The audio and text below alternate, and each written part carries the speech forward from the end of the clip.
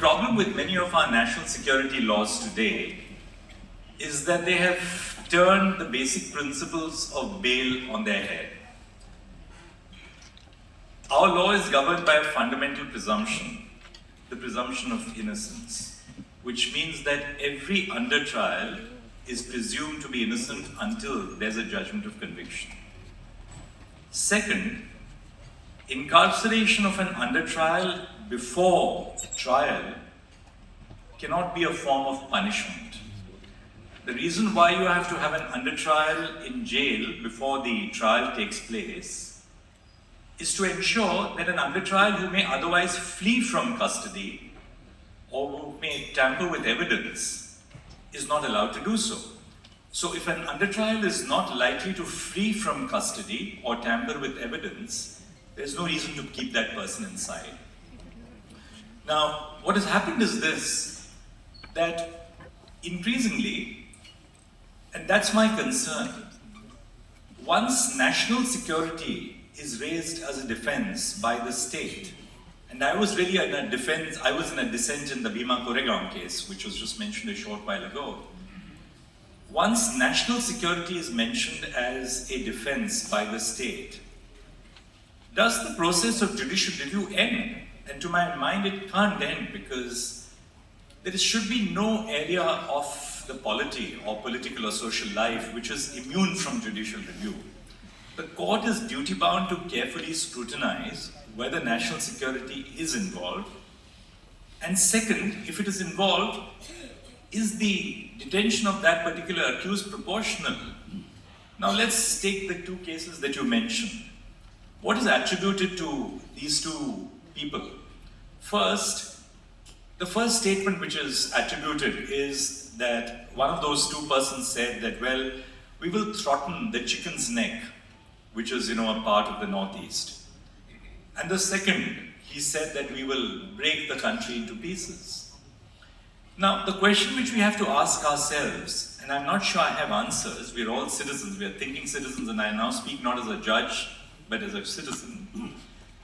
Does speech, however radical, does speech, however strong, by itself become a form of terrorism? Or is there something which must be added to speech to make it an act of terror? That's the question, I think, which we have to ask.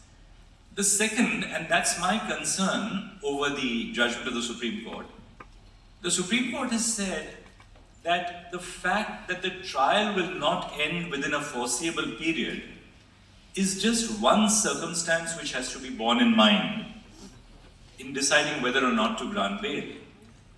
Now, the moment you say that, that really justifies the incarceration of an under trial for long periods of time.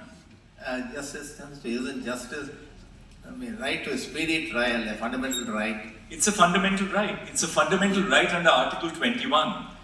And one of the problems of the criminal justice administration in our country is the inability of the prosecution to conclude trials for years and years on end. Which really means that if you're not concluding a trial for, say, 7 years, and you incarcerate an under trial for 7 years, and there is some possibility that at the end of the 7 years, you'd come to the conclusion that the person was entitled to an acquittal, what happens to the lost 7 years?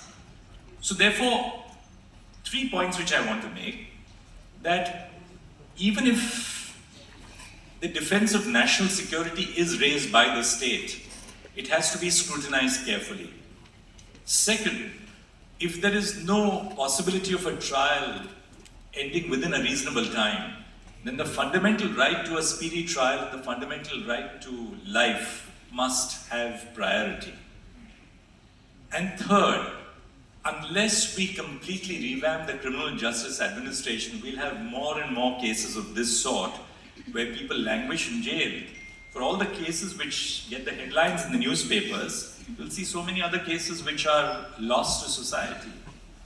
I dealt with many of these cases, and I believe that in the cases which I dealt with, I gave effect to my fundamental philosophy that unless there is something about this particular offender, namely that the offender will run away from our jurisdiction, or that offender may tamper with evidence, and then you can always impose conditions.